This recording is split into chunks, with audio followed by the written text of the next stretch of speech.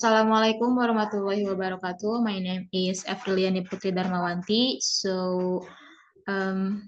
Now I'm going to interpret. The title is The Secrets of Learning a New Language by Lydia Makova from TAD. So let's start.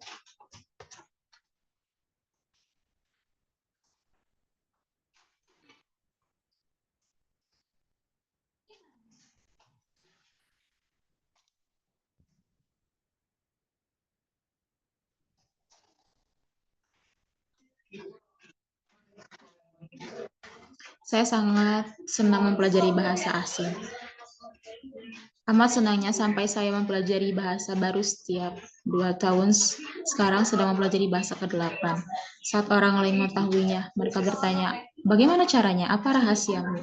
Sejujurnya, selama bertahun-tahun saya akan menjawab, aku tidak tahu, aku hanya suka mempelajari bahasa. Tapi orang lain kurang puas dengan jawaban itu. Mereka ingin tahu mengapa mereka belajar bertahun-tahun untuk satu bahasa tidak pernah fasih. Sedangkan saya mempelajari bahasa lain setelah menekuni satu bahasa mereka. Mereka ingin tahu rahasia para polyglot. Seorang yang fasih dengan banyak bahasa. Itu membuat saya berpikir juga bagaimana cara polyglot melakukannya. Apa yang sama dengan dari kami? Apa yang membuat mereka bisa belajar bahasa lebih cepat dari yang lain? Saya memutuskan untuk bertemu mereka dan mencari tahu. Tempat terbaik untuk bertemu polyglot adalah di sebuah acara di mana pecinta bahasa bertemu di suatu tempat untuk berlatih dalam bahasa mereka. Banyak acara-acara polyglot yang diadakan di penjuru dunia, dan saya memutuskan untuk pergi dan bertanya para polyglot tentang metode yang digunakan. Saya bertemu Benny dari Irlandia yang menjabarkan metodenya dengan berbicara langsung dari hari pertama. Ia mempelajari beberapa frasa dari buku panduan percakapan saat berwisata, menemui penutur asli bahasa tersebut, dan langsung mulai berbicara bersamanya. Ia tidak peduli meskipun membuat kesalahan dalam sehari, karena itu caranya belajar. Berdasarkan tanggapan orang lain, hal terbaiknya, kini ia tidak perlu sering bepergian karena kini Anda bisa berbicara dengan mudahnya dari nyamannya ruang tamu menggunakan website. Saya juga bertemu Lucas dari Brazil, yang punya cara menarik dalam belajar bahasa Rusia. Dia hanya menambah ratusan teman penutur bahasa Rusia di Skype. Lalu, membuka percakapan dengan seseorang dan menulis "Hai" dalam bahasa Rusia. Orang tersebut menjawab, "Hai, apa kabar?" Lukas menyalinnya dan menaruhnya dalam percakapan dengan orang lain yang menjawab, "Aku baik, terima kasih. Bagaimana denganmu?" Lukas menyalinnya kembali ke orang pertama. Dan menggunakan ini, dia membuat dua orang asing berbicara dengan satu sama lain tanpa mengetahuinya. Lalu ia mulai menulis sendiri. Karena dia banyak melihat percakapan seperti ini, sehingga ia memahami bagaimana orang Rusia mulai percakapan metode ini. Metode yang cerdas, bukan? Lalu saya bertemu polyglot yang belajar dengan meniru suara dari bahasa tersebut, dan yang mempelajari 500 kata yang paling sering digunakan dalam bahasa tersebut, dan orang lain yang memulainya dengan membaca tentang tata bahasa. Jika saya menanyakan 100 polyglot yang berbeda, saya akan mendengar 100 cara berbeda mempelajari bahasa. Setiap orang memiliki cara unik dalam menekuni bahasa, tapi kita semua mendapat hal yang sama, yaitu berbicara banyak bahasa dengan fasih. Dan ketika saya mendengarkan bercerita tentang metode saya tiba-tiba sadar. Suatu hal yang sama yang kami miliki, yaitu kami selalu menemukan jalan untuk menikmati proses pembelajaran tersebut. Semua polyglot berbicara tentang belajar bahasa, seakan-akan itu amat menyenangkan. Kalian harus lihat wajah mereka saat mereka menunjukkan Saya sebagai tata bahasa berwarna dan kartu buatan mereka tersendiri, dan statistika tentang pembelajaran bahasa menggunakan aplikasi, atau bahkan senangnya saat mereka memasak berdasarkan resep dalam bahasa asing. Mereka menggunakan metode yang berbeda, tetapi mereka selalu memastikan mereka menikmatinya. Saya menyadari ini adalah cara saya belajar bahasa saat saya mempelajari bahasa Spanyol. Saya bosan dengan teks di buku. Maksud saya, siapa yang mau membaca tentang Jules menanyakan arah ke stasiun kereta api kan? Saya hanya ingin membaca Harry Potter saja, karena itu buku favorit saya saat kecil. Dan saya membaca berkali-kali, jadi saya mendapat buku Harry Potter versi Spanyol dan mulai membaca. Tentu saja, saya tidak paham sama sekali pada awalnya. Tapi saya terus membaca karena saya menyukainya. Dan di akhir buku, saya bisa mengikutinya tanpa masalah. Hal yang sama terjadi saat saya mempelajari bahasa Jerman. Saya memutuskan menonton Friends, sitcom favorit saya dalam bahasa Jerman, dan lagi, saya awalnya itu hanya omongan kosong. Saya tidak tahu kapan suatu saat selesai dan kapan yang dimulai. Tetapi saya menontonnya setiap hari karena ini Friends.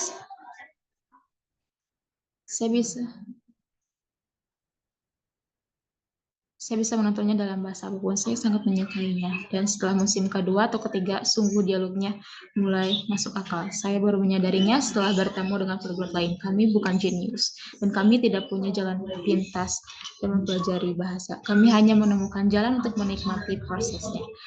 Bagaimana mengubah pembelajaran bahasa dari pelajaran sekolah membosankan menjadi aktivitas menyenangkan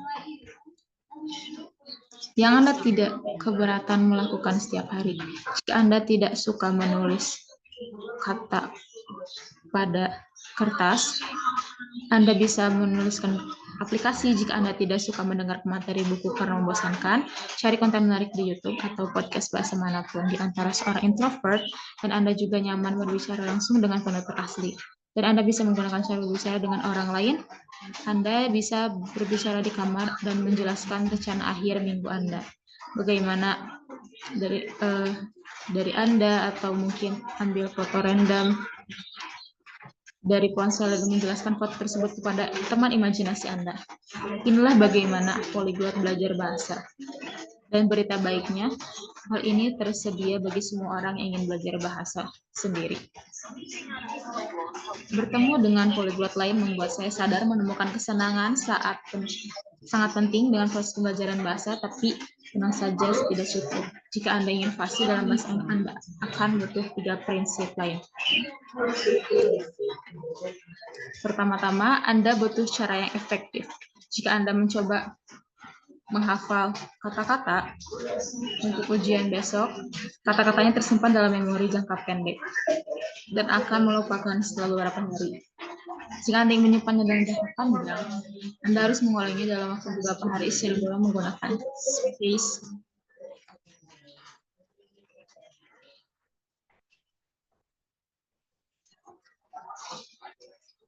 Jika Anda ingin menyimpannya dalam jangka panjang, Anda perlu mengulanginya dalam waktu beberapa hari secara berulang menggunakan space repetition. Anda bisa menggunakan aplikasi yang menerapkan sistem ini seperti Anki atau Memrise. Atau kamu bisa menulisnya di buku tulis dengan metode Goldis yang juga sangat populer di antara polyglot. Jika Anda tidak yakin metode mana yang efektif dan yang tersedia di luar sana, cek saja channel YouTube dan website Polyglot yang dapatkan inspirasi dari mereka. Jika itu berhasil bagi mereka, mungkin juga Anda akan berhasil. Prinsip ketiga adalah untuk membuat sebuah sistem dalam pembelajaran Anda. Kita semua sangat sibuk dan tidak ada yang punya waktu untuk belajar bahasa sekarang. Tetapi kita bisa menyisihkan waktu itu jika kita merencanakannya. Apakah Anda bisa bangun 15 menit lebih awal dari biasanya? Itu waktu sempurna untuk belajar beberapa kata baru. Apakah Anda bisa mendengarkan podcast di perjalanan sambil menyetir? Itu bisa menjadi pengalaman mendengarkan. Ada banyak hal yang kita bisa lakukan merencanakan waktu sisa itu. seperti mendengarkan podcast pada perjalanan menuju tempat kerja, atau sampai mendengarkan pekerjaan rumah. Yang penting adalah merencanakan belajarnya. Aku akan belajar berbicara setiap Selasa dan Kamis bersama teman selama 20 menit. Aku akan mendengar video YouTube sambil sarapan. Jika Anda membuat sistem dalam pembelajaran Anda tidak perlu menyisihkan waktu itu, karena waktu itu menjadi bagian dari kehidupan Anda. Akhir, jika Anda menguasai sebuah bahasa, Anda juga harus mempunyai sedikit kesabaran. Menguasai sebuah bahasa dalam 2 bulan tidak realistis, tetapi perbaikan yang terlihat bisa dibuat dari 2 bulan. Jika Anda belajar sedikit demi sedikit setiap hari dengan cara yang menyenangkan, dan tidak ada yang lebih memotivasikan daripada kesuksesan kita sendiri. Saya ingin dengan jelas saat dimana saya mengerti lelucon pertama bahasa Jerman sambil menonton Friends. Saya sangat senang dan termotivasi hingga saya terus menonton 2 episode lagi hari itu. Dan saat saya menonton, saya lebih mempunyai saat-saat kecil di mana saya mengerti kemenangan kecil, dan sedikit demi sedikit saya bisa menggunakan bahasanya untuk menyatakan apapun secara bebas dan fasih. Ini adalah perasaan yang luar biasa. Saya ingin merasakan lagi, dan itulah mengapa saya belajar bahasa baru setiap 2 tahun.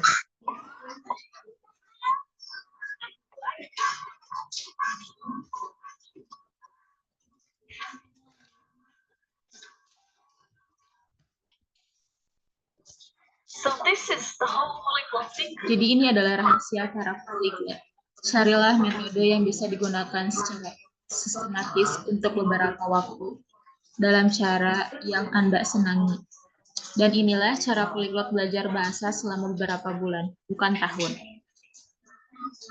Sekarang mungkin kalian ada yang berpikir, itu semua sangat bagus, menikmati belajar bahasa, tetapi bukannya rahasia yang asli adalah kalian, para polyglot, lebih berbakat daripada kami.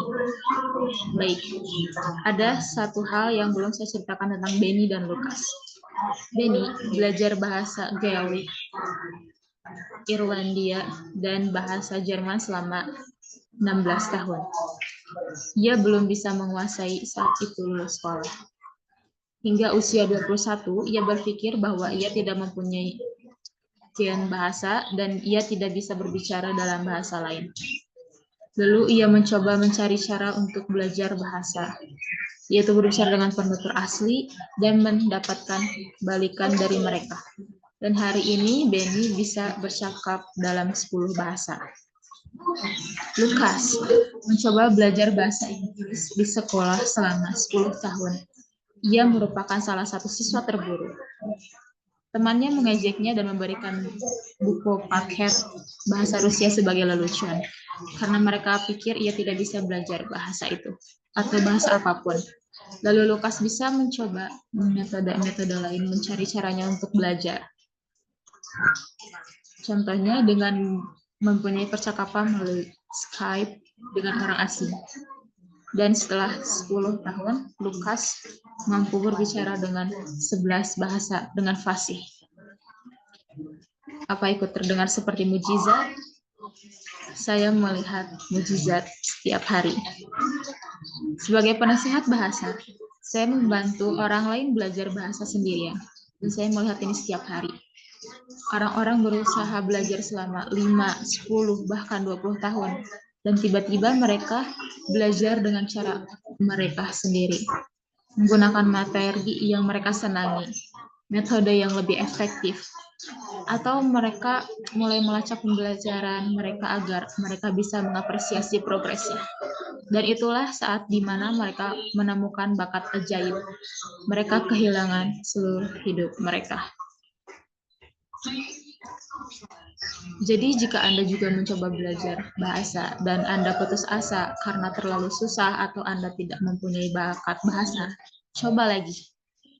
Mungkin Anda juga satu metode menyenangkan lebih dekat dari berbicara dalam bahasa itu secara fasih.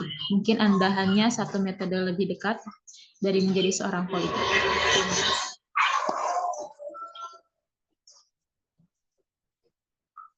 So that's all from me. Thank you very much. Assalamualaikum warahmatullahi wabarakatuh.